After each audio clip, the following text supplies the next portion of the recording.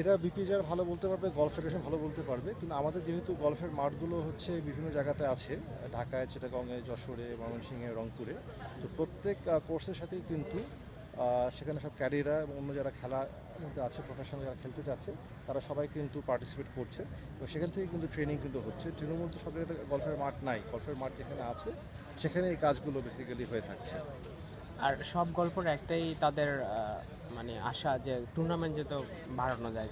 অবশ্যই টুর্নামেন্ট যত বেশি বাড়ানো হবে তাদের পেশাদারিত্ব তত বেশি বৃদ্ধি পাবে, তত বেশি তারা খেলার সুযোগ পাবে।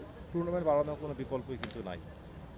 তাহলে আমাদের গল্পকে আরও এগিয়ে নেওয়ার জন্য আপনার কি মনে হয় যে আর কি করা দরকার? আমাদের Bangladesh professional golf association, Bangladesh golf federation তাদের কাজ করে যাচ্ছে। গলফ যেহেতু এখনও একটা নতুন খেলা, এখানে গ্রোয়িং গেম, এটাকে সামনে এগিয়ে নিয়ে যাওয়ার জন্য, আরও স্পন্সরদেরকে উদ্বুদ্ধ করার জন্য, ভালো খেলা খেললে স্পন্সররা এগিয়ে আসবে, স্পন্সর এগিয়ে আসলে খেলা আরও ভালো হবে।